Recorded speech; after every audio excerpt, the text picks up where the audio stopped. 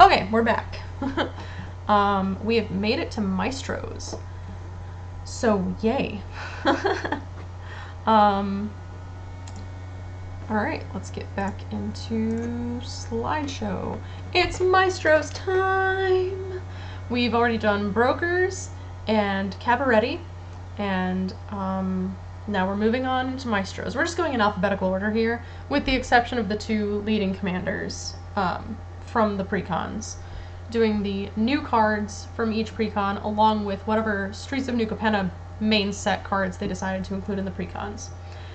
At the very end, we'll be talking about the 8 cards that you can only get in set and or collector boosters, just because they seem very commander-oriented. But that'll be at the end.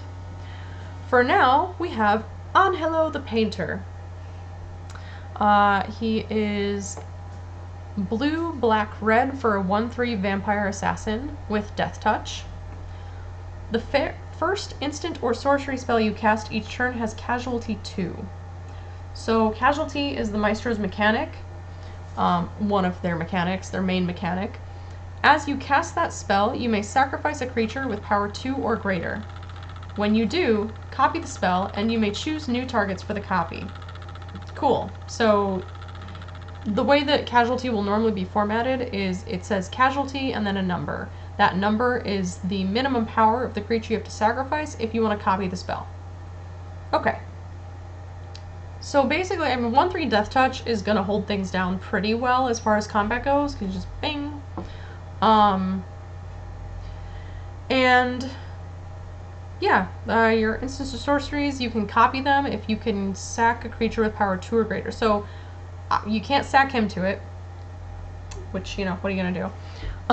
But if you have other creatures going on that have at least power 2, then you can just start sacking them to copy your instants and sorceries the first time each turn.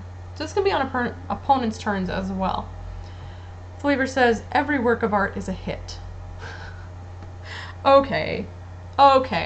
So a hit as like, hey, people love it, you know, it's a work of art, and people are like, that's gorgeous, right? Like you would think, but because he's an assassin, and the Maestro's motto is that crime is a work of art,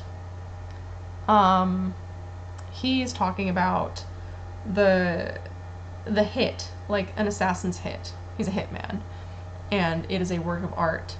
And that is the only art that he's doing, because every work of art is a hit. Very clever. And he looks like he's loving his life. Now the funny thing is that they included other colors back here. See, I would have thought that it would be all red because, well, you know, blood. But I guess not. I guess he decided to add some pizzazz to it, so I don't know. Maybe it really is. Maybe he really is an artist and he just uses... He's a blood artist. Not literally, obviously, but yeah, hey. I know, multiple entendre, like so many levels of different stuff going on here, and I love it. Anyway, the other commander from here, and I believe this is the one that has like another possible commander with all 3 colors, but she just doesn't fit as well into what the deck's trying to do, so. But this is the other intended commander. This is Parness, the Subtle Brush. By the way, the fact that one commander is the Painter and the other one is the Subtle Brush, I just wanted to point that out. I think that's cool. 2 blue, black, red for a 4/4 Vampire Wizard. Whenever you or a permanent you control becomes the target of a spell or ability an opponent controls, counter that spell or ability unless that player pays 4 life. That's fantastic. You want to target my stuff? Well, it's either countered or you're going to pay 4 life for it. I love that. That's some nice protection right there. Whenever you copy a spell, up to 1 target opponent may also copy that spell. Up to 1. They may choose new targets for that copy. So that's an interesting little political aspect here. Because it's up to 1, so you don't have to let them. But you can in exchange for favors. Now, they won't always uphold their end of the bargain, but but maybe you can make something work. So that would be the subtlety, I think, is the making deals, right? I'm not sure about the brush, I guess. But, and I also find it interesting that she has, like, she has someone holding her paints for her, which is strange to me. She appears to be painting, like, a scrying mirror. There's a lot of strange things going on here. I'm not really sure. Maybe this is the copy, because they do look very similar, so this is the copying of the spell. But I don't really understand the rest. Whatever. A little chat. This here is from the main set. It is 1 and a blue for an instant. Casualty of 1. So as you cast this spell, you may sacrifice a creature with power 1 or greater. When you do, copy this spell. So this one, just sack a 1/1, no problem. Look at the top 2 cards of your library. Put one of them into your hand and the other on the bottom of your library. So if you copy the spell, that would resolve in 2 different instances. You would first look at the top 2 cards of your library. You would then choose to put one in the hand and the other on the bottom, and then you would look at the next 2 cards, because it would copy the spell. It wouldn't be like you just look at 4 or something like that. It would be directly copied. They would resolve separately. So, perfectly reasonable. And copying it is very nice, because it's basically, I mean, you're sacking a 1-power creature, but I mean, there are ways to make expendable creatures. And, so you sack a creature to basically scry 2, draw 1, scry 2, draw 1. So, I mean, that's pretty nice. Alright, Audacious Swap. Oh, right. A little chat. I mean, clearly he's chatting. Xander looks like super displeased about whatever's being said, though, so I guess he's learning and getting rid of some things, and whoever brought that information is super dead. This guy looks way too happy about it. Audacious Swap. 3 and a red for an instant with casualty 2. So this one you'd have to sack a creature with power 2 or greater to copy the spell. But what happens? The owner of target non-enchantment permanent, that's not something we see very often, shuffles it into their library, then exiles the top card of their library. If it's a land card, they may put it onto the battlefield. Otherwise, they may cast it without paying its mana cost.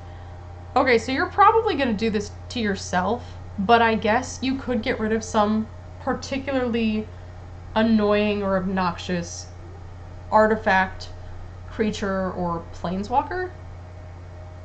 Yeah, because I think those are the only other permanents that aren't enchantments.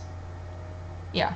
So if they had something that was, like, really obnoxious and you were willing to just, like, take your chances, actually, it could also be a land. It doesn't say non-land, so if they've got some land that's giving them a bunch of benefits, you can make them shuffle that, too.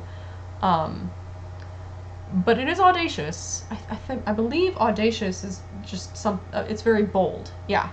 And, this guy is trying to steal this, whatever it is. It looks a little dangerous to me, which I guess is the dangerous thing you're getting rid of. And he's going to replace it with this, and he's taking his chances to do it. It has very, kind of Divine Gambit energy, except Divine Gambit and paired with Chaos Warp? Yeah, a little more Chaos Warp, I guess. But, anyway, some nice either removal or, I don't know, if you could interrupt the cast to stack your deck somehow, that could get really interesting. And of course you can copy it. Only once, but you could copy it and get rid of multiple things. But then you're taking even more chances. I don't know, I want to see this happen where someone stacks their own deck, like, before it resolves somehow. I don't know if you can even do that, though. No, I think it's one big ability, so I don't think you could even do that. You just, this is removal. Or if somebody has enchanted one of your creatures, as I mentioned before, if they've got a pacifism on it or something, you can just shuffle that back into, shuffle whatever they've enchanted back into your library. They lose their enchantment, and then you flip whatever's on there. So you can just kind of get some utility out of an otherwise useless creature at that point. So, yeah. The art makes sense. The name makes sense. Great. Body count.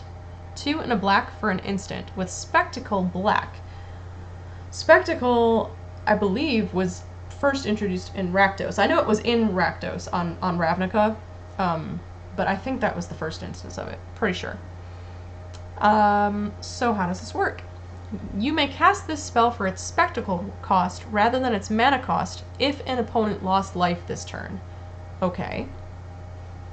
So if you've gotten in for some damage, or if you've drained them somehow, because that's loss of life, it doesn't have to be loss of life via damage, you draw a card for each creature that died under your control this turn. This is a weird one.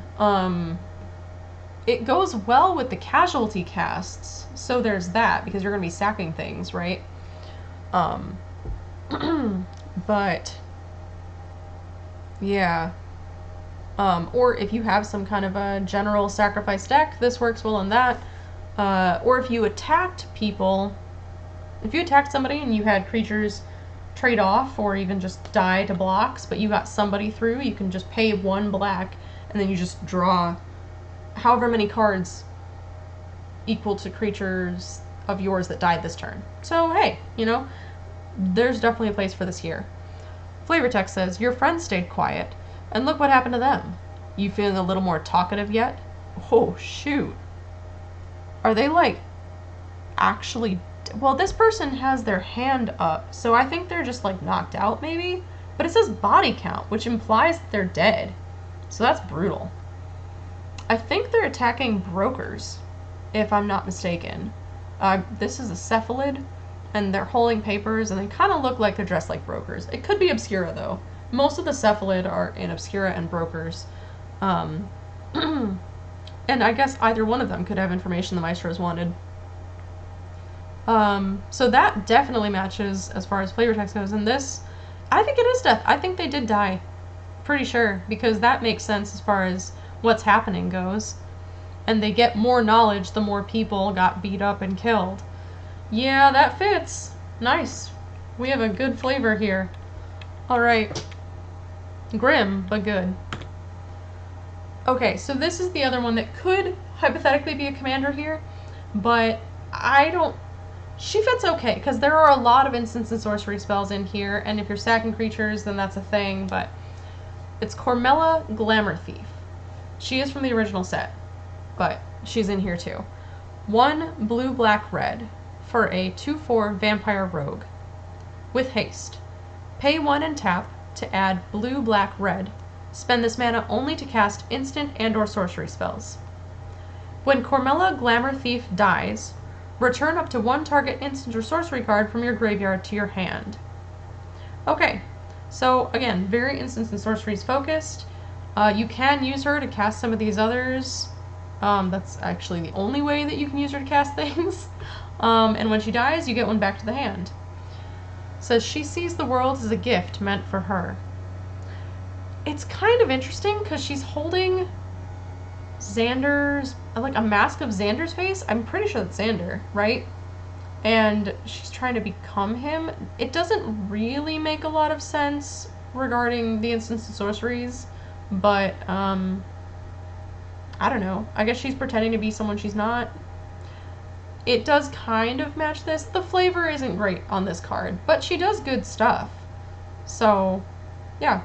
Adding blue, black, red and being able to just pay 1, basically ramps you for 2, essentially. And you can pay 1 of any color to get these 3 colors. And then you can cast instants and sorceries with it. And then she gets 1 back when she dies. So that's very nice. Cryptic Pursuit. 2 blue, red. Enchantment. Whenever you cast an instant or sorcery spell from your hand, manifest the top card of your library. To manifest a card, you put that card onto the battlefield face down as a 2/2 creature. Turn it face up at any time for its mana cost if it's a creature card. Okay. And it looks like you have to manifest it. So if you cast an instant or sorcery spell from your hand, you just manifest that card. If it's a creature, you can turn it face up. Otherwise, it's just a 2/2. So let's see. Okay, now this makes more sense. Because if it's not a creature, it's just kind of a 2/2, right? And so if it's an instant sorcery, enchantment, whatever, like, It's just stuck there. However, whenever a face-down creature you control dies, now mind you, these are 2/2s, so any of those casualty 2 spells or anything like that, you can sack one of these, and that'll qualify, and when you do, exile it if it's an instant or sorcery card. You may cast that card until the end of your turn. So obviously this works better in combat. You would leave the mana up, go in, hope for the best, or block with them, right? Because you're going to need more mana if you're trying to cast a spell, sack, copy it, and then cast whatever that was. But it's not impossible to make that happen. And they do provide a nice little sack outlet for all the casualty 2 cost things, or casualty 1, because it's a minimum power. So that's a nice way to get that going if you've got the mana to do it. I'm not sure what's going on here with the hand, or the fact like that it's cryptic. I guess because they're pursuing someone who is unknown to them, and they can't see who this person is. So that would explain the manifesting, and that it just kind of becomes a 2/2 creature. The instant or sorcery doesn't make a whole lot of sense, except that she's casting a spell. But other than that, yeah. Very interesting. Oh, Alex, you like Cormela. Yeah, very interesting. Trying to remember if Evelyn's in here. She may actually be. I don't remember. I just put this together today. You'd think I would know that, right? But whatever, we'll see. Yeah. Alright. Determined Iteration. There are a lot of art-themed cards in this deck, and in the Maestros in general, but especially in here, I think, and that's really enjoyable for me. And this guy has clearly been working on the same thing for a long time. He's got the main sketch up here, and there's a copy, and then it looks like there's another one back here, and this is just the latest edition in this long line of busts. So this is an enchantment for 1 and a red. At the beginning of combat on your turn, populate, which is create a token that's a copy of a creature token you control. The token created this way gains haste. Sacrifice it at the beginning of the next end step. Now that said, you can still use that token for casualty if you have an instant. Because the beginning of the next end step would be... Actually, I guess it's the end of, basically the end of your turn, but not quite. So yeah, you could use it before it gets auto-sacrificed, and you still get to copy your spell and everything like that. So I think that's a good way to use that. You get a bonus token, you can then sack it, and then the next time it comes around, you get a bonus token, you can sack it. It's a nice renewable resource here. Only a fool believes they have nothing left to learn. Yeah, okay, sure. So he's trying to perfect this, this technique, this art piece. And the token's coming in every time, and then he scraps it, then he makes another one, and he scraps that. It actually makes a lot of sense. So great. Maybe that's she. You know, I don't know. I can't tell. That's a strange fitting apron, so we'll just go with it. They. Dogged Detective. 1 and a black. For a 2/1 human rogue. Okay, some nifty looking goggles we've got there. Let's see. When Dogged Detective enters the battlefield, surveil 2. Look at the top 2 cards of your library, then put any number of them into your graveyard and the rest on top of your library in any order. Okay. Whenever an opponent draws their second card each turn, you may return Dogged Detective from your graveyard to your hand. Nice. Okay. So you can decide whether to keep what's on top of your library, of the top 2 cards, basically. And now this does rely on an opponent to draw their second card each turn, but in Commander, card draw happens pretty frequently, and at that point you just bring basically. So it actually fits really well. Whenever more knowledge is getting gained, he just keeps coming back. He's got the goggles and keeping notes, but he is in the rain, so I don't know. Seems kind of weird to keep your paper just out in the open in the middle of the rain, but I guess you do you. The surveil is fine. Maybe that's what the glasses are for. Maybe that's the surveilling glasses. Sure, we'll go with that. Alright. Let's see. Extravagant Replication. 4 blue for an enchantment. At the beginning of your upkeep, create a token that's a copy of another target non-land permanent you control. Fantastic. Just make a copy. You don't have to sack it or anything like that. You just get one. That's great. Just one Ether Tiger? What do I look like? A peasant? That attitude. That's a fun attitude. Fun. Like, fun, not necessarily enjoyable, but fun, you know? Definitely risky. I don't know why the Ether Tiger has a leash. That's kind of weird. It seems like the leash would go right through it, but I guess that works. Also, I don't see the other one, which is kind of a disappointment, because this is making... Alternatively, maybe the other one is down here out of the art and it's the real one and this is the token copy. That's possible. I'm willing to believe that's the case. Hydration break. Yeah.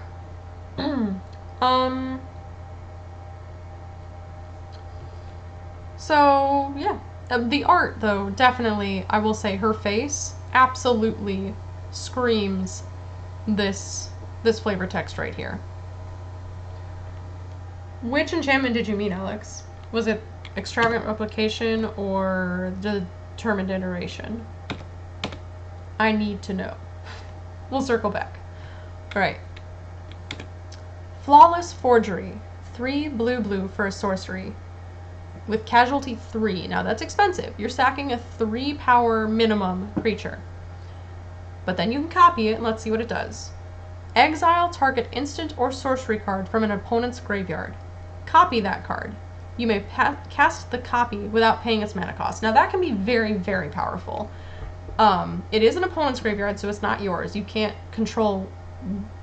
It's not going to be what you have. It's not going to be some really good spell that you want to cast again. It's going to be something they have. But I mean, you know, you get to cast it for free, and then it's just exiled, so they don't have access to it either.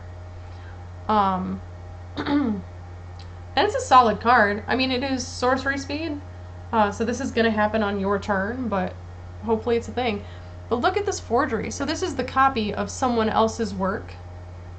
And it's the Maestro's theme, symbol. It's their symbol. That's cool.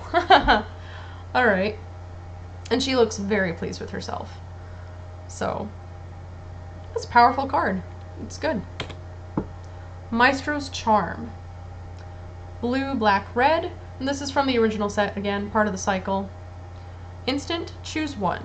Look at the top 5 cards of your library. Put one of those cards into your hand and the rest into your graveyard. Each opponent loses 3 life and you gain 3 life. Very nice. Maestro's Charm deals 5 damage to target creature or planeswalker. Great. So, I mean, this one doesn't really even fit a whole lot. It's just kind of here, I think. But it's good. And again, we've got the blood here. A bloody charm. Blood and ink, maybe, even? Because that's some very, very dark blood. But maybe it's just blood. It's a solid card. It does some good stuff. If you need card draw, or at least card filtering, you can do that. If you need to drain some people, you can do that. If you need to kill a creature or a planeswalker, you can do that. So, good card. This is part of the Confluence cycle, the Maestro's Confluence. 3 blue, black, red. Very expensive. It's 6 mana, but you get to choose 3, and you may choose the same mode more than once. So you can do each thing once, one thing twice and then another, or one of each. I said that both. Or the same thing 3 times. That's what I meant to say. Excuse me.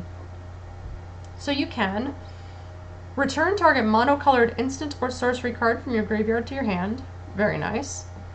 Target creature gets -3/-3 until end of turn. Often that's just a kill spell, especially on a sorcery. Or goad each creature target player controls. Very nice. So that means they're going to attack each combat if able, and attack a player other than you if able. So you're going to have to attack but you can't attack me. Off you go. I like that. Or you can just get an instant or sorcery back. Now you can do, again, you could give 3 creatures -3/-3. You could get back 3 monocolored instants or sorceries. Or you could goad... Oh, you could goad the creatures of all 3 of your opponents. Because it's target player. So it's not target creatures. It's all of them. So they all have to attack each other until your next turn. Honestly, like that's... Depending on the board state and what I need, I suppose, like that's probably the way I'm using this every single time. Because it's almost like a board wipe. Granted, an expensive board wipe, but with possible damage getting through. I mean, I like it. Now, you would be enemy number 1 at the table at that point, probably, but worth it.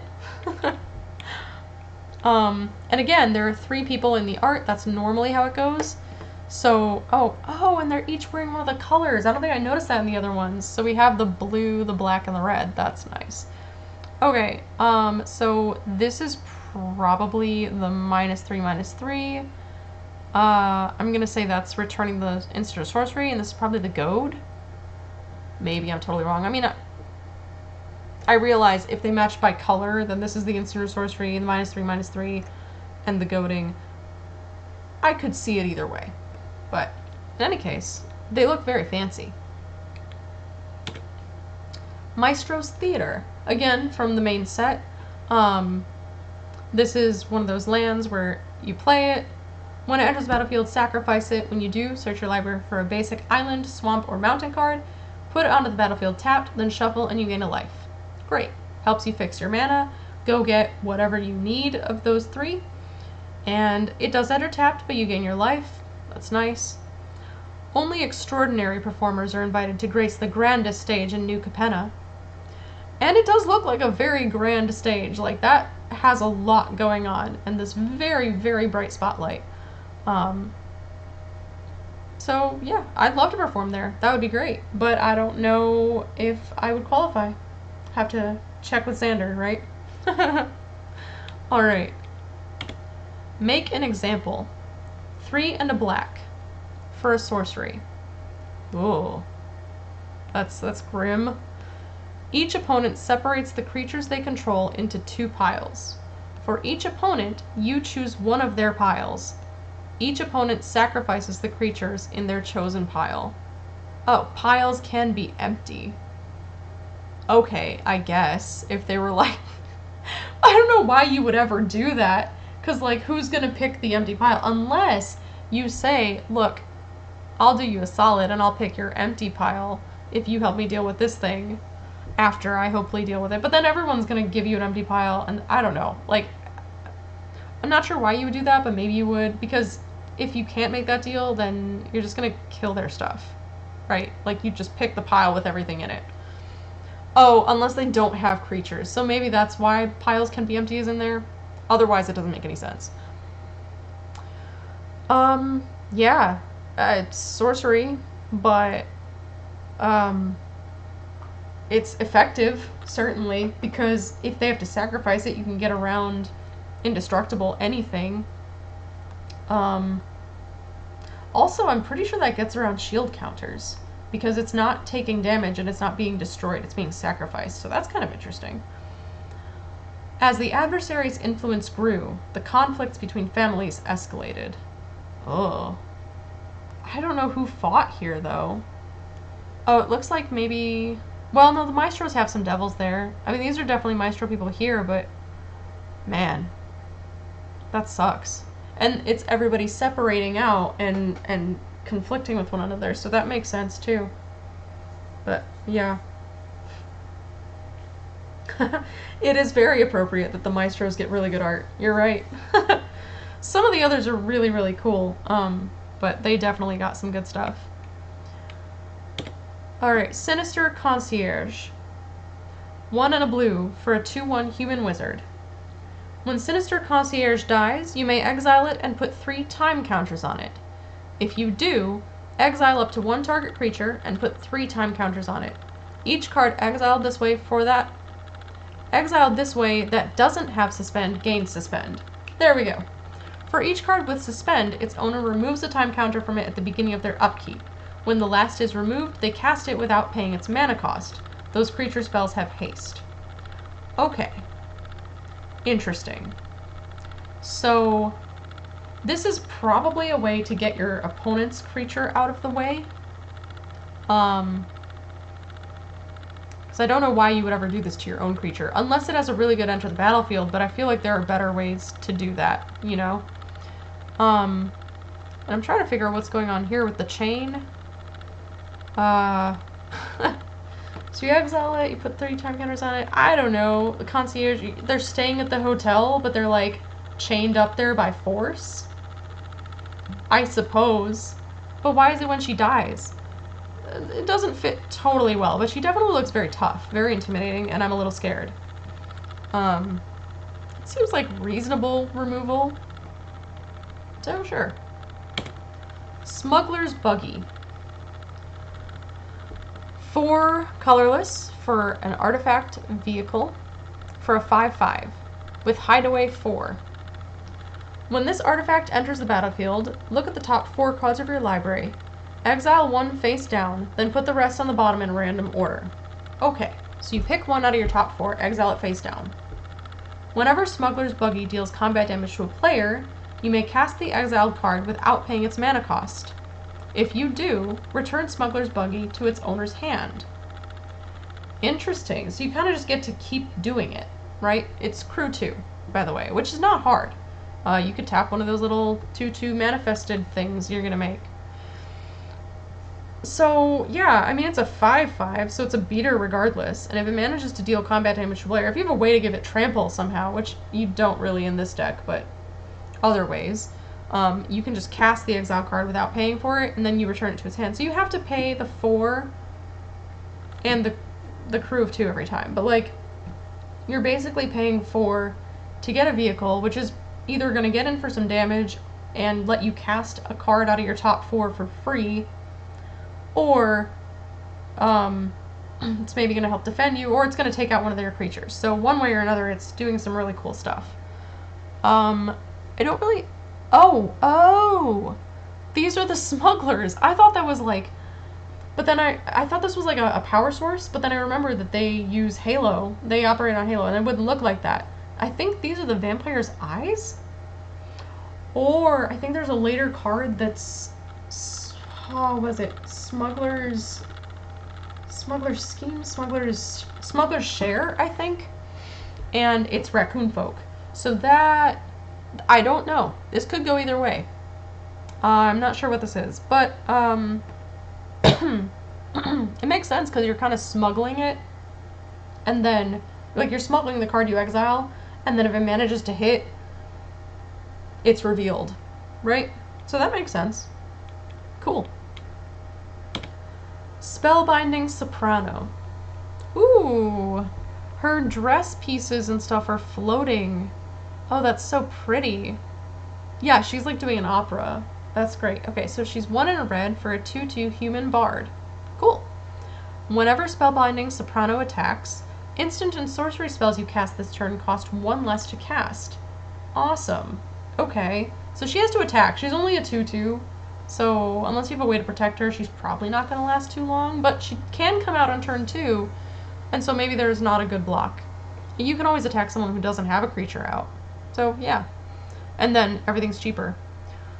Encore, 3 in a red. So you can then pay 3 in a red, exile this card from your graveyard. For each opponent, create a token copy that attacks that opponent this turn if able. They gain haste. Sacrifice them at the beginning of the next end step, activate only as a sorcery. So that would give you 3 separate Spellbinding Sopranos, which would make instant and sorcery spells you cast that turn cost 3 less to cast, because they would each have a separate instance. I'm almost positive that's how that would work, because there would at that point be 3 of them, and they would each say, hey, this creature's attacking, so instants and sorcery spells are 1 less to cast. Otherwise, why have the Encore on there, really? I mean, you could just bring it back from the graveyard, right?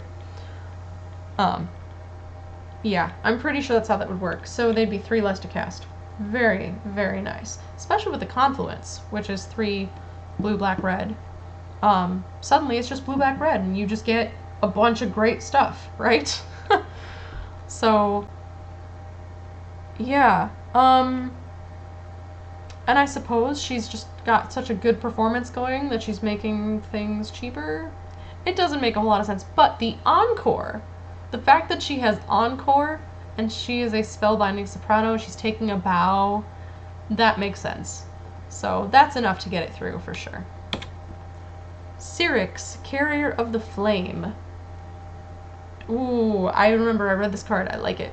2 black red for a 3/3 Phoenix with flying and haste. Okay? Great. At the beginning of each end step, if a creature card left your graveyard this turn, target Phoenix you control deals damage equal to its power to any target. Whenever another Phoenix you control dies, you may cast Syrinx, Carrier of the Flame from your graveyard. Fantastic. If you think I'm not building Phoenix Tribal, you are 100% wrong. It's gonna happen. So already, like if the Phoenix dies, and it's a creature card, so Phoenixes are notorious for leaving the graveyard for one reason or another, right?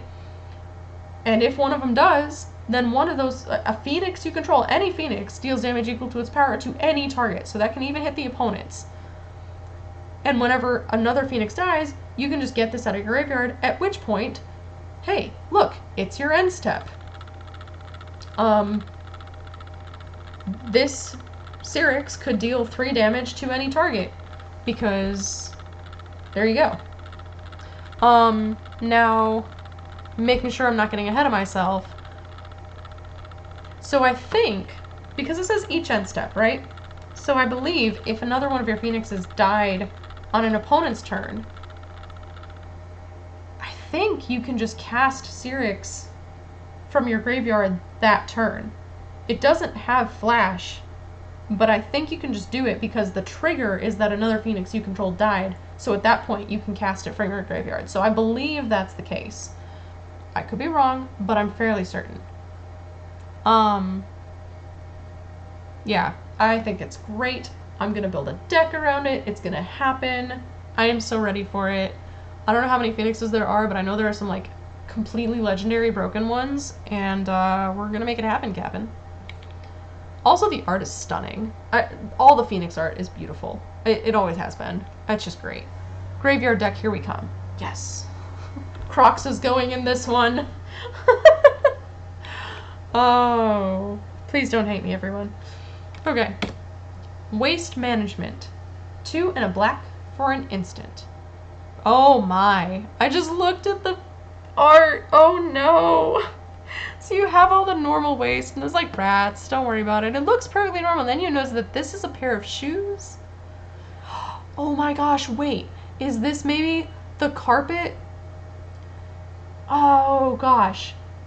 The Crooked Custodian, who was carrying the carpet with the body rolled up in it, and he said the carpet wears boots. We might have a connected flavor win. I'm just, even if that's not supposed to be the case, I am choosing that that's the case.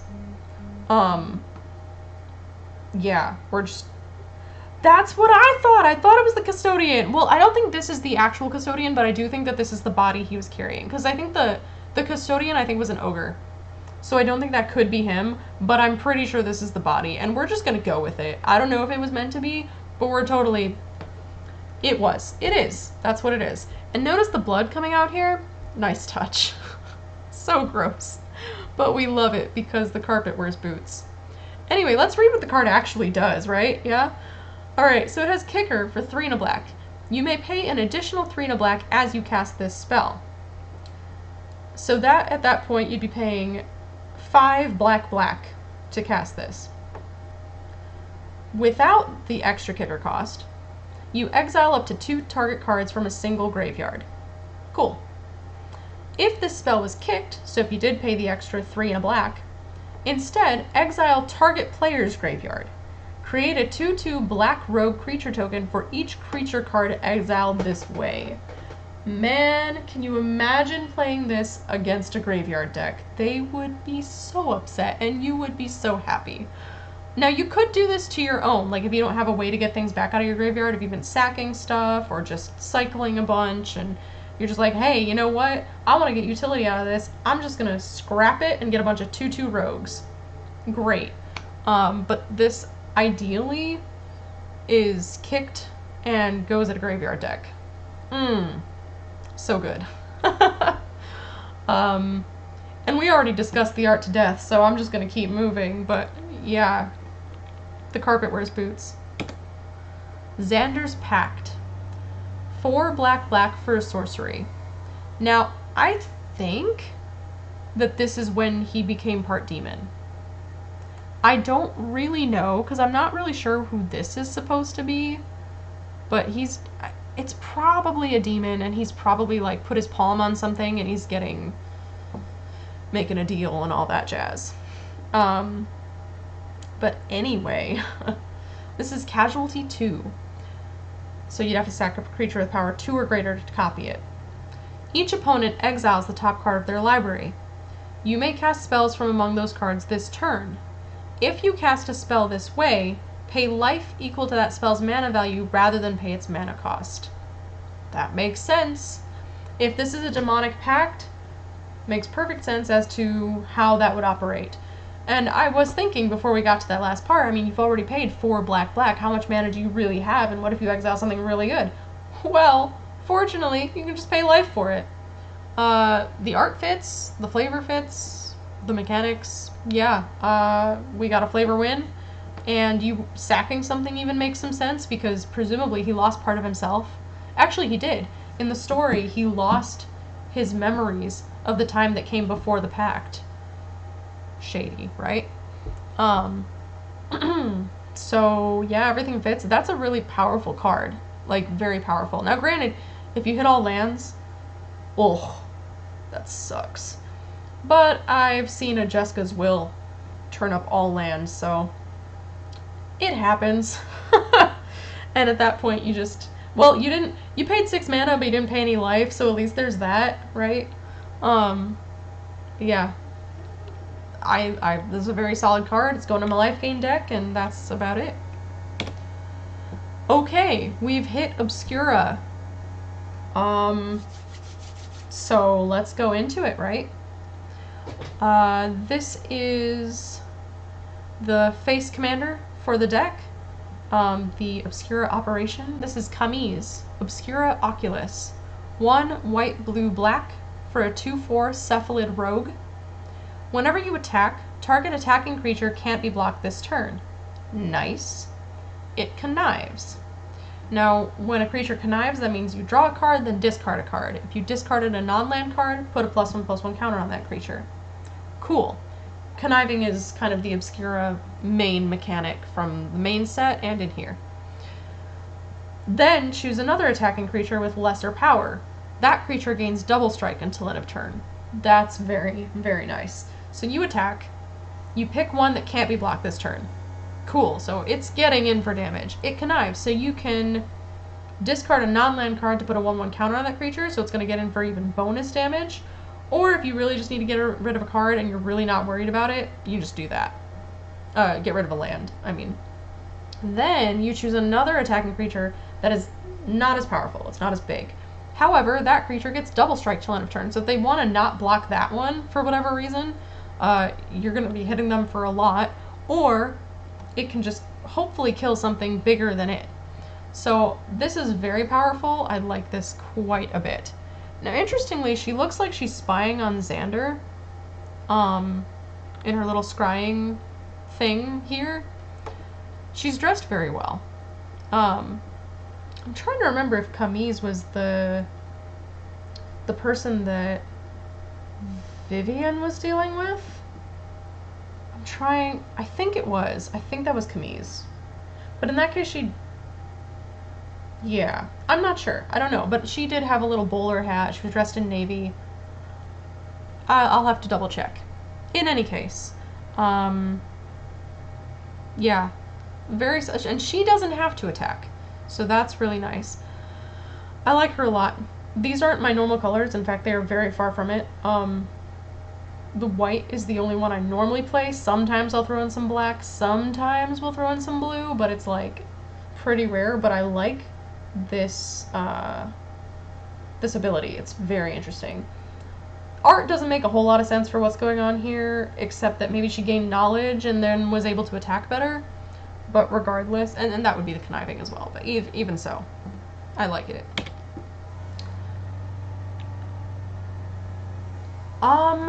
Is Camille the one that was telling Elspeth about New Capenna after she arrived? You know, I don't remember, actually.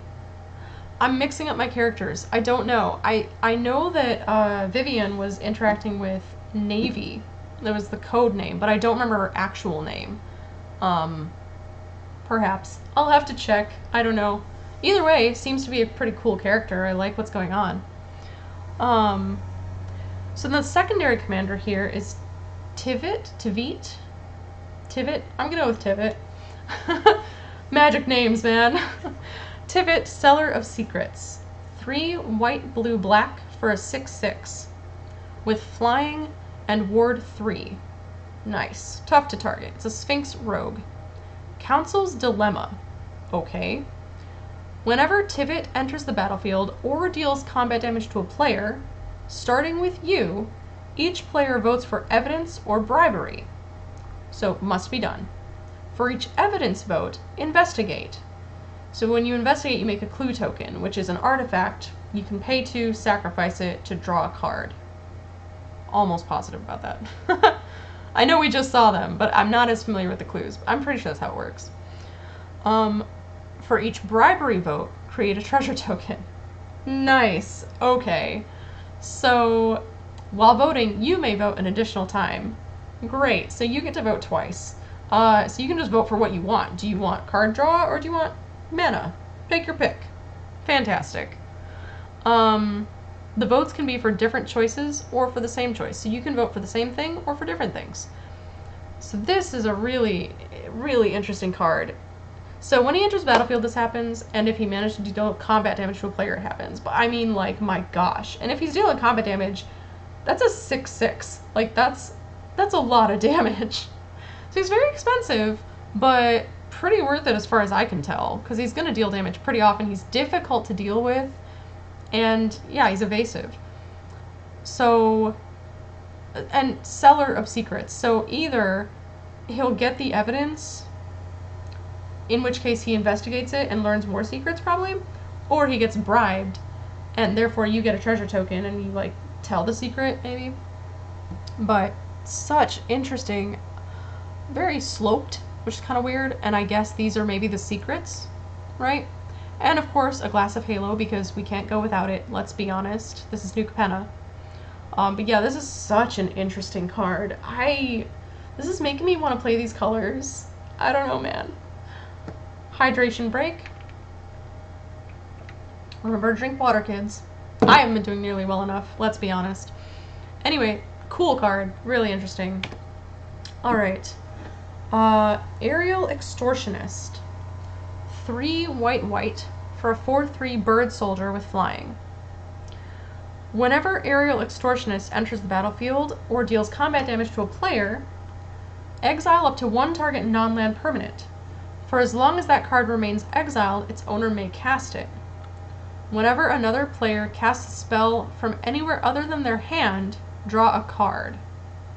Okay, so we have another evasive creature that wants to deal combat damage to the face. Great, we love that. And when they do, you can exile. So, okay, so you're going to exile one of their things, right? And then they cast a spell. Presumably they'll want to recast that, because you want to get rid of something that's good that they're going to want to recast, and then when they do, you get to draw a card. So, okay. So they're extorting the people? That makes sense. So you're doing some damage, and then be like, hey, if you want this back, you're going to give me what I want. And so you get to draw a card. You learn when they get their stuff back. So yeah, makes perfect sense. The art is really interesting. This poor little devil guy is just having a bad... I mean, look how high they are. New Capenna is a towering city. I mean, it's huge. It's like layers upon layers upon layers, and yet they are in the clouds. I would be terrified. No, thank you. So, yeah, I want to play this deck. Okay, I don't know, man. I don't know what's happening, but I like it a lot. Send help.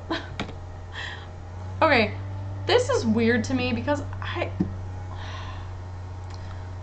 kind of get it. I mean, it's just a basic, like, it's just a counterspell, right? It's in blue, it makes sense.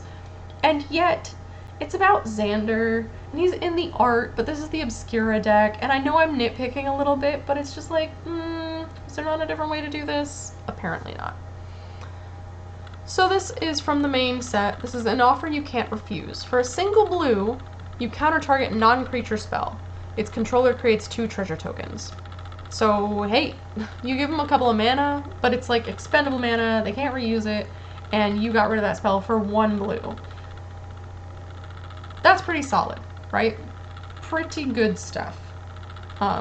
The irony of him having an angel statue on his desk with Halo and the fact that he's like part demon is not lost on me. It's a little messed up. Elspeth wanted answers. Xander needed a spy. Their paths were destined to cross.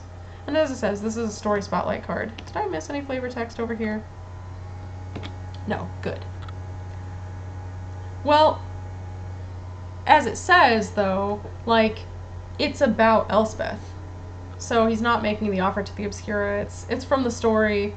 Whatever, man. They got a good counterspell in here. I've heard it compared to Swan Song, which was like, it's a super famous one. You counter, is it any spell? I think it's also a non-creature spell. You just counter it for a single blue and they get a swan. It's like 2/2 flyer or something, but like whatever. Anyway. So fine. And, of course, an offer you can't refuse is classic mobster jargon, so we have to be on board for that. Cephalid Face Taker. This is such a creepy, weird little card because, like, you can see, I mean, obviously, the hands kind of give it away that this is not just a normal human, right? But then the tentacles coming out over here, and she's like, no, this is me, look. I don't know how well that's gonna work if anyone sees you from any other angle, but okay.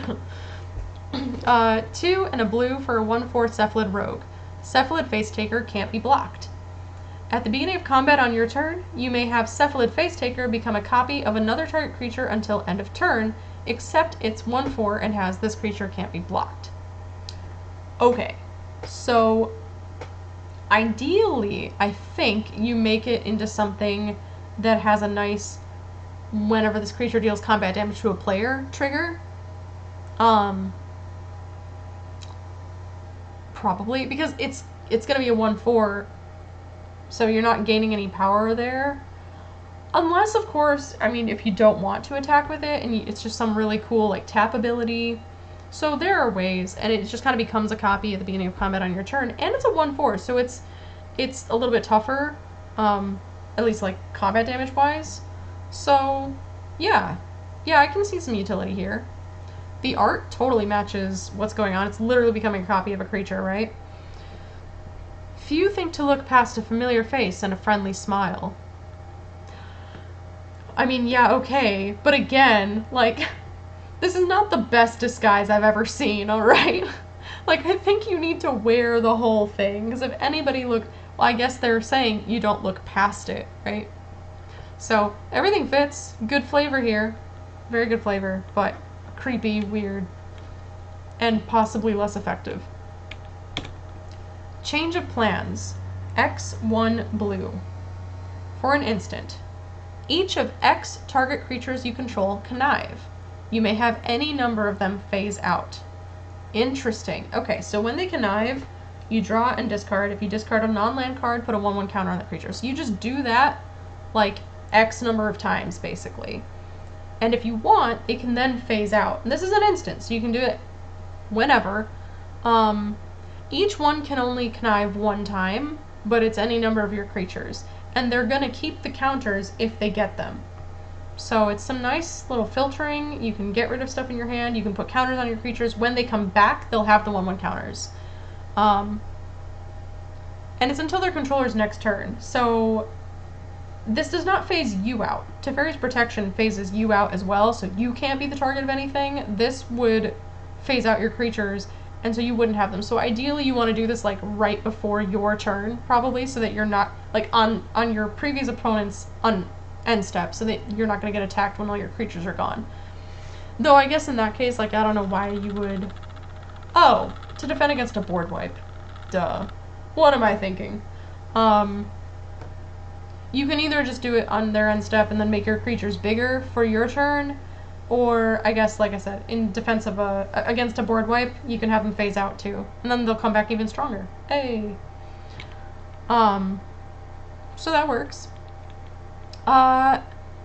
Change of plans. I'm trying to figure out what exactly the change was here. It looks like something went horribly wrong though, and this guy's just like getting out of Dodge. Or wait, is that Rafine? Oh, I think that's Rafine, actually, now that I'm looking more closely. I haven't really seen Rafine from any good angles. I've only seen her in this weird, like, dark, kind of shadowy thing, but I'm pretty sure that's her crown or whatever. So I think that's her. Still don't know what the change of plans was, but it does look like something went badly. Which is why she learned with the conniving and phasing out to just like, whoa, hang on, abort mission. So yeah, it all fits. That makes sense. Currency Converter. A single colorless mana for an artifact. Whenever you discard a card, you may exile that card from your graveyard. Okay, so this fits well with conniving because you draw and discard. Pay 2 and tap to draw a card, then discard a card. Great. It is its own little engine. Tap. Put a card exiled with Currency Converter into your graveyard. If it's a land card, create a treasure token. If it's a non-land card, create a 2/2 black rogue creature token. That's interesting. So... Okay, so you can get value out of your normal discards, I guess. I mean, you just want the card draw. This is obviously better if you have things that trigger when other things leave your graveyard, and I don't remember whether this particular deck has a lot of that, but sure. But you can still get utility out of your discard, so if you need to be, like, if you're looting a bunch, or you're just discarding some stuff because you need to, you can still get things out of them. It is one card at a time unless you have ways to untap Currency Converter, or one card per turn, I should say. But hey, that's something. Alright, yeah, and it looks like you can't exile the cards any other way. It's just when you discard a card, you can then exile it. So it definitely picks up on discard. It's not just things that ended up in your graveyard for whatever reason. So if you played them and then they died, oh well. They're there. You can use them other ways, but that's what's going on. It makes sense this way, because you're turning some things into other things out of your graveyard. It looks like, what is the currency Halo, maybe? And it's spitting out coins for Halo. Seems weird to me that they would ever maybe use that, but this is a bag of coins, so maybe they are just literally converting coins into other coins. Because if they're converting Halo into coins, I have many questions. And again, they would absolutely deserve the shortage they're experiencing. Just figure it out, guys. But hey, cool. In Too Deep. Blue. For an enchantment, Aura. This guy's having a terrible day. Let's see what it means. Oh, Split Second. This is a time spiral mechanic. I don't remember what it does. I'm not super familiar with it. Let's find out. As long as this spell is on the stack, players can't cast spells or activate abilities that aren't mana abilities. Right, okay. So this just happens. Like, Split Second means it gets cast, it's on the stack, and no one can interrupt that. Now, normally, I think that's better on instance, but I guess it just means nothing else can happen. Like, it's gonna be the first thing that resolves, regardless. It happens in a split second. Yeah, that makes a lot of sense. The converter for the Duretti deck, yeah, 100%, because you're discarding stuff all the time, so you can get use out of it. Yeah, I can see that. Nice. But I mean, the singles will be out. Not too long, I figure. Probably within the next 2 or 3 weeks. There will be some singles start showing up. Actually, some shops will buy these and then they just break them open to sell them as singles anyway. So, that's a thing. And of course, there are websites that sell them, so you can totally acquire it. So anyway, you enchant... Okay, wait. You can enchant a creature, a planeswalker, or a clue. Enchanted permanent is a colorless clue artifact with pay 2, sacrifice this artifact, draw a card, and loses all other abilities. I have no idea why you would enchant a clue with this. Like, why? Why can you enchant a clue to turn something with an enchantment that turns it into a clue? The only thing I can think is that you would want some kind of split second thing, but like, why? That doesn't make any sense at all. I don't know. Somebody explain this to me, because it'd be like turning a creature into a creature. Like, okay, great. What have I accomplished? If there's some benefit to casting an enchantment spell, I could see it, but that's not a thing in this deck, so I don't know why it's here. I'm very confused. Anyway, it's yeah, I mean, he's becoming a clue. Oh, enchanting a clue still makes no sense at all. However, he's in too deep. He had this scheme going on. He's becoming a chalk outline. That's what this is. I thought he was just like kind of vanishing into thin air. No, he's becoming the victim. Ooh, and therefore he is a clue. Okay. I don't even care that it enchants a clue to turn it into a clue. Whatever, man. The art alone and the fact that it becomes a clue has brought this card way up. That's fantastic. Great. Great all around. And honestly, like, enchanting a creature or a planeswalker and turning it into a clue token is great. Really solid blue removal. You love to see it. I'm gonna move on. Jailbreak. She says, boy, am I happy to see you. You can see it all over her face. And he's like, I got you. The art is a win already. Already. 1 and a white for a sorcery. Return target permanent card in an opponent's graveyard to the battlefield under their control. When that permanent enters the battlefield, return up to 1 target permanent card with equal or lesser mana value from your graveyard to the battlefield. Okay, cool. So this is more politicking stuff. You are going to say, hey, you know that creature card in your graveyard? I can get it back for you. And in exchange, you'll not attack me with it for 2 turns, right? And then you get to get something back from your graveyard too. So hey, we like some politics cards here and there. I think it's interesting that they're producing so many more of these lately. They're really buying into the whole, like, the Commander atmosphere. All the politicking of it is a factor in the game, or it can be, certainly, and so that's cool. Flavor reads, Obscura spies rarely stay locked up long enough to make it to trial. Awesome. Yeah, they're just breaking right out. Yeah, it's an interesting little card. The politicking is gonna be happening. They really went far. And it's interesting, they did go far into that in this set, but it makes sense because this whole set is about families keeping a balance of power through politics and intrigue and all that. So, you know what? Flavor win overall on the entire Commander deck set, as far as I can tell. It really went hard into the interaction, and it makes sense for the set itself. So, good job. Good job to design team. That's great. Lethal Scheme. Wow, that's bad. Buddy, just run. He's doomed. It's too many knives. Okay. 2 black for an instant. You can convoke. Your creatures can help cast this spell. Each creature you tap while casting the spell pays for 1 colorless or 1 mana of that creature's color. So you can tap any creature to pay for this 2, or for 1 of each of this 2, but you have to tap a black creature to pay for any of the black cost if you want to. So you could tap like 2 white creatures and 2 black creatures and you can pay for the spell, no problem. So what does it do? It's an instant. Destroy target creature or planeswalker. Each creature that convoked Lethal Scheme connives. Oh, that's interesting. So they're all coming together to take out this person in their lethal scheme, and they're conniving together to do it.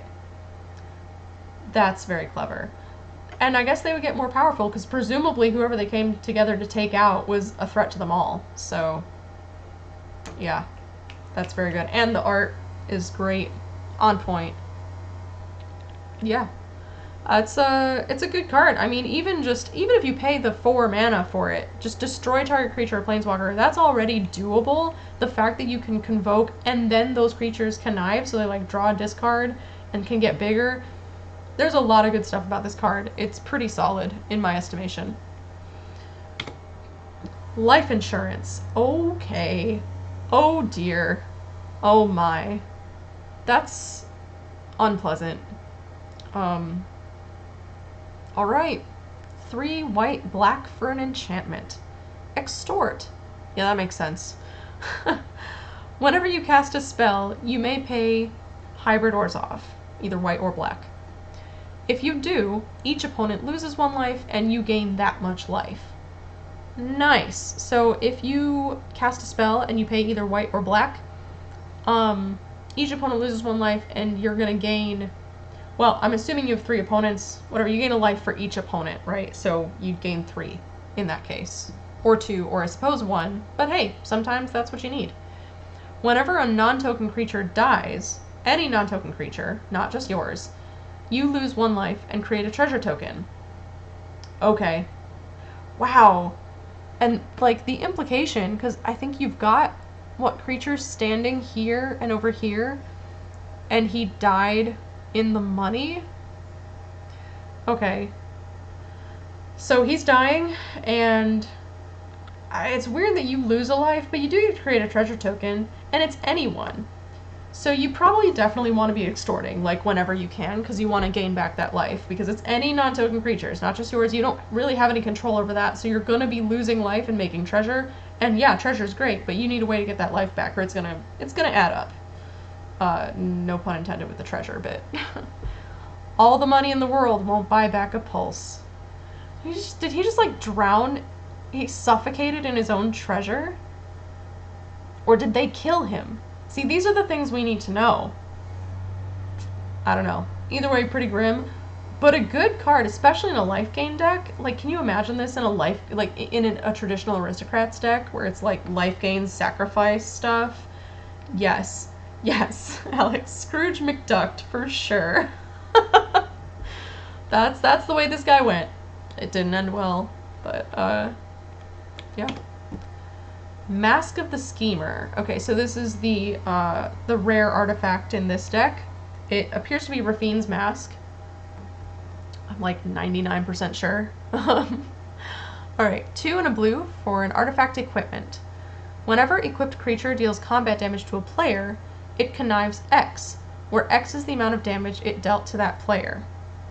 So you draw X cards, then discard X cards, put a +1/+1 counter on that creature for each non-land card discarded this way. So that's nice, because normally you can only connive the once, right? But when this deals combat damage to a player, you do it X times. If you have some card draw synergies going on, this is really nice.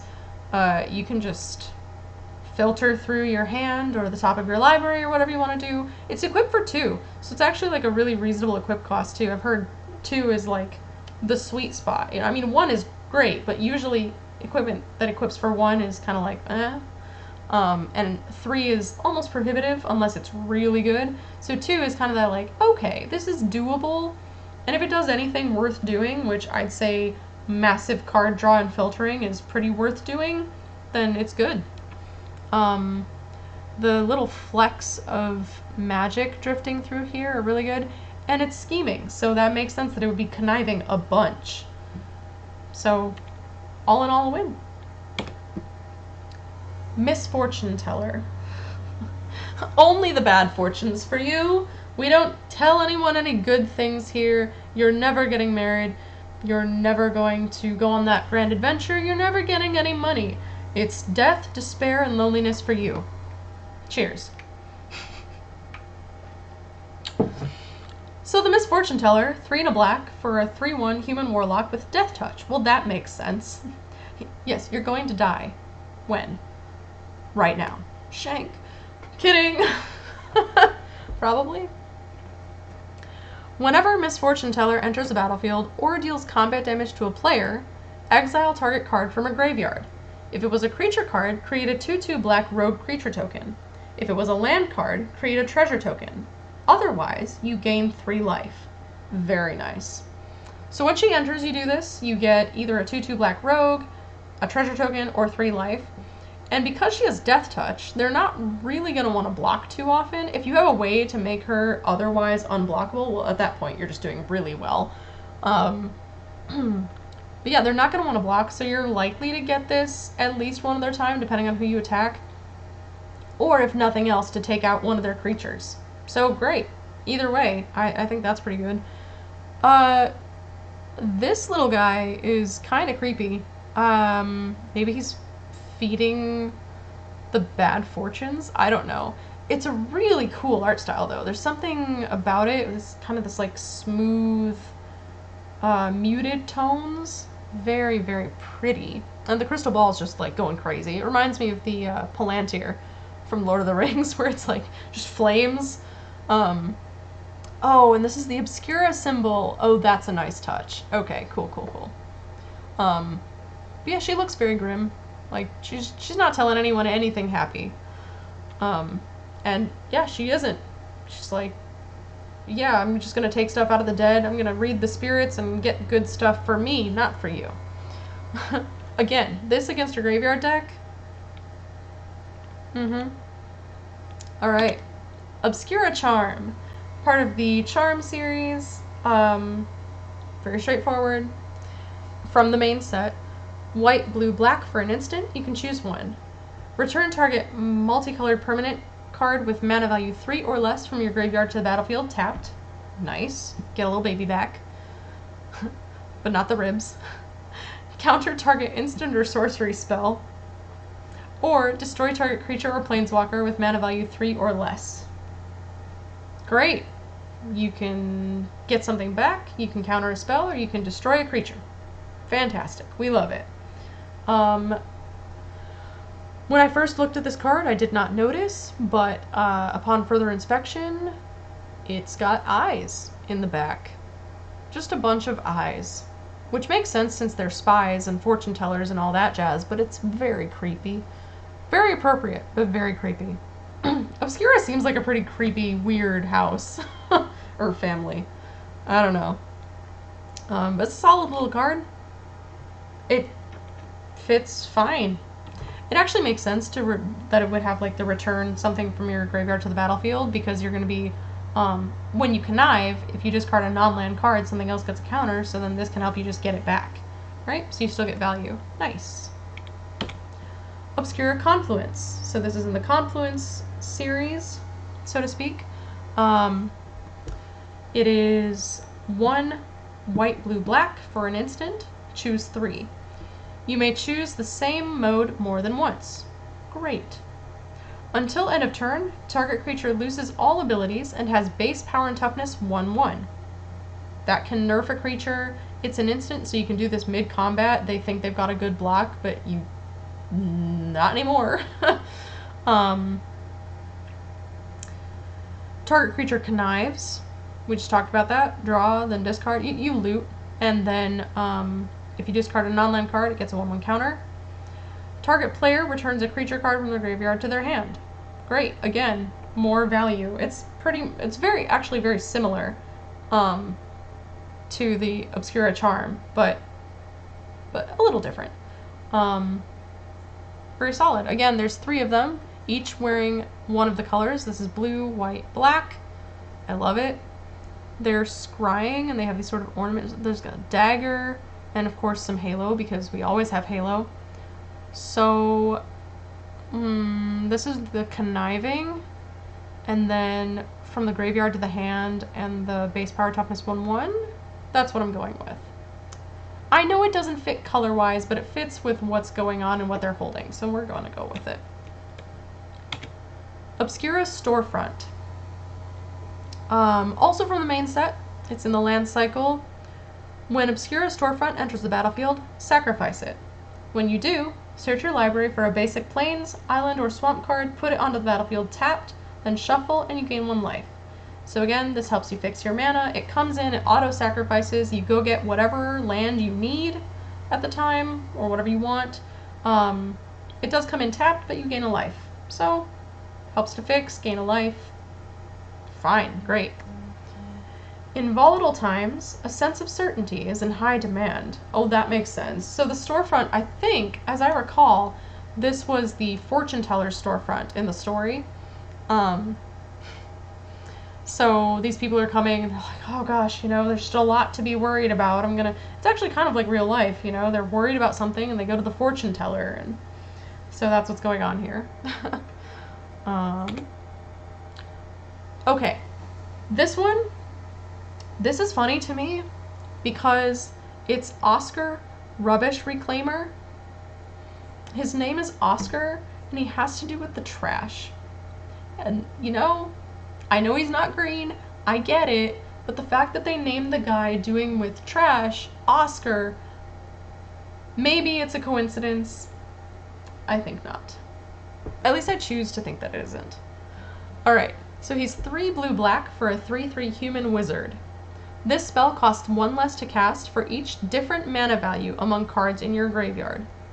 Whenever you discard a non-land card, you may cast it from your graveyard. So this here is your looting payoff guy.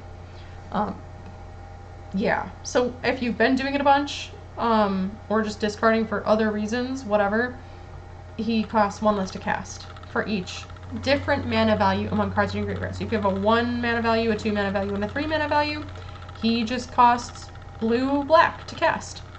And whenever you discard a non-land card, you can then cast it from your graveyard. So it's gotta be in the same turn, so you do need the mana to do it, but I mean, like, there are ways. You know, you can just have a bunch of cheap spells in there and get your value that way. And it's only then, so you discard it and then you can cast it out of the graveyard, so you can't save that for later, but yeah, pretty solid, and I can see some busted things happening with this card, absolutely.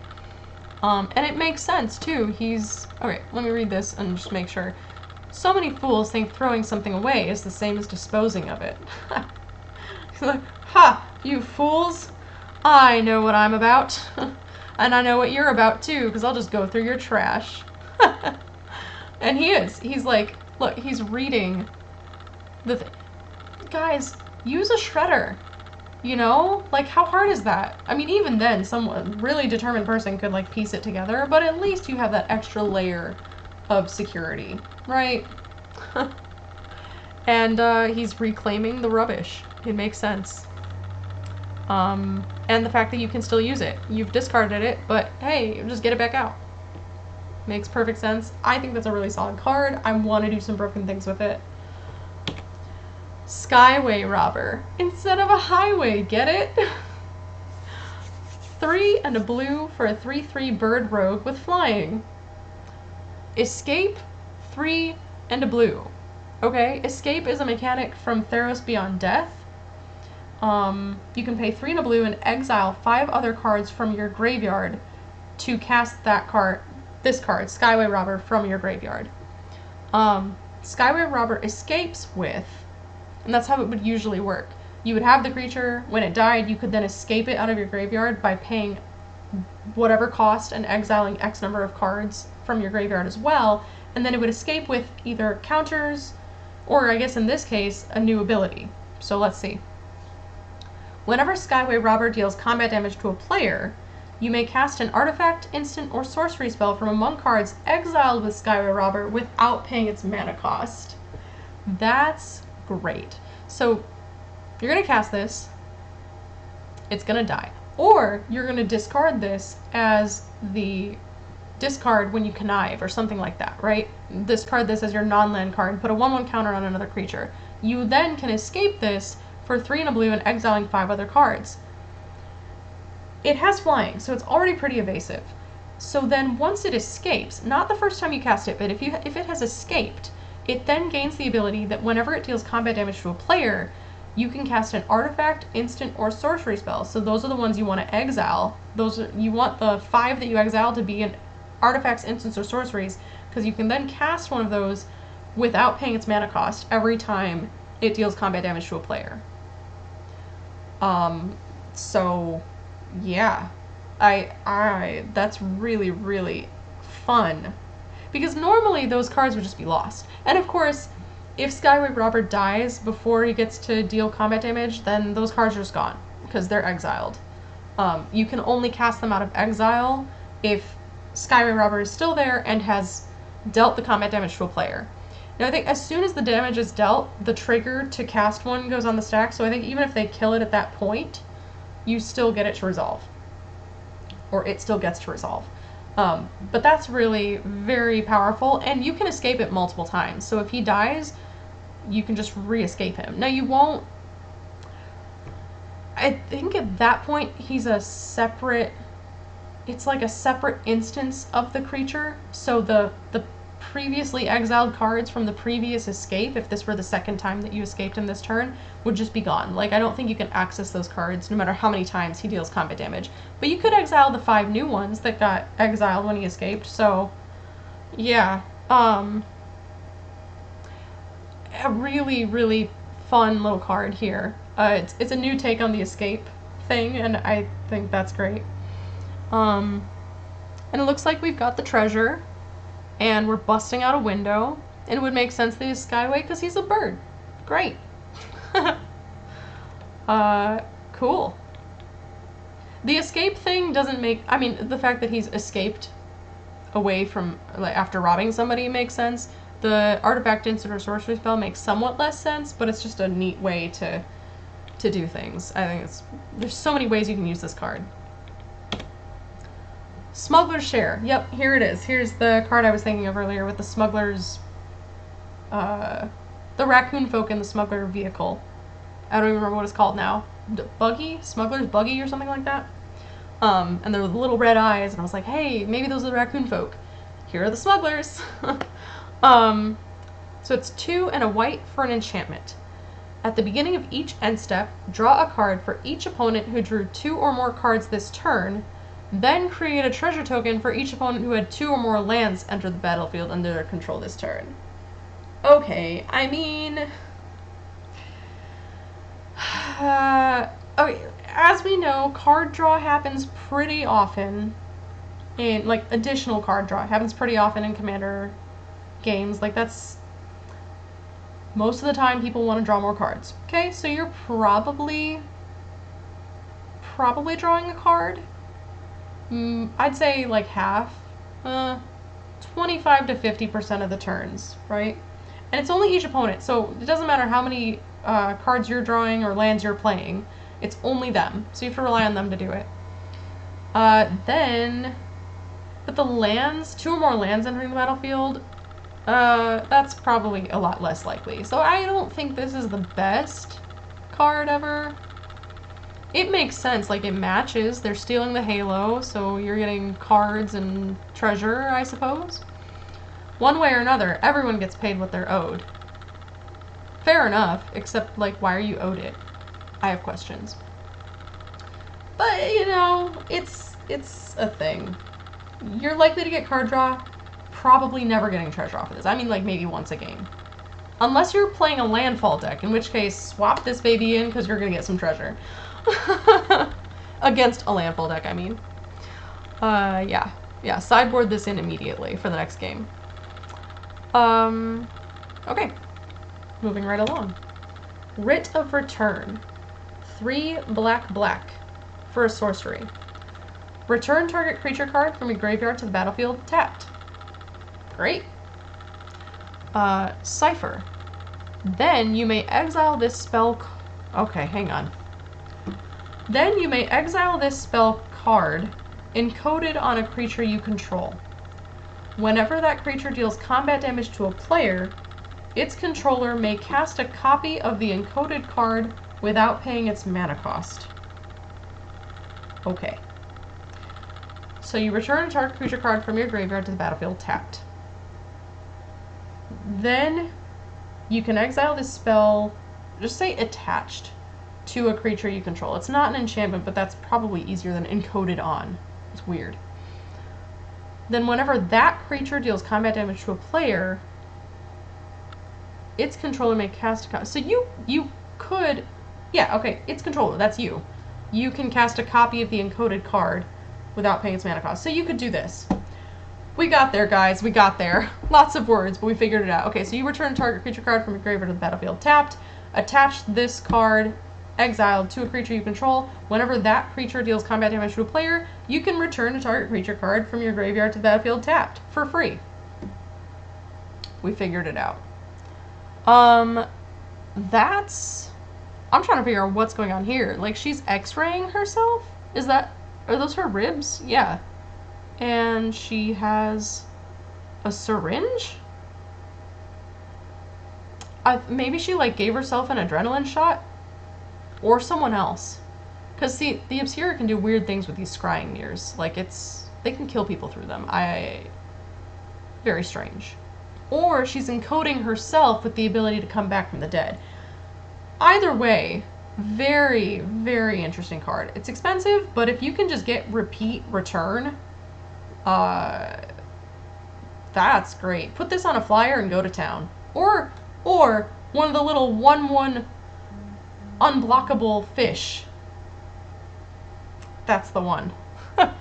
Give it hexproof, swing in. Return everything that you've discarded the entire game. Fantastic. It would have to be creatures. So if you're discarding instant sorceries, enchantments, or artifacts, oh well. But get all your creatures back. Very, very nice. Alright.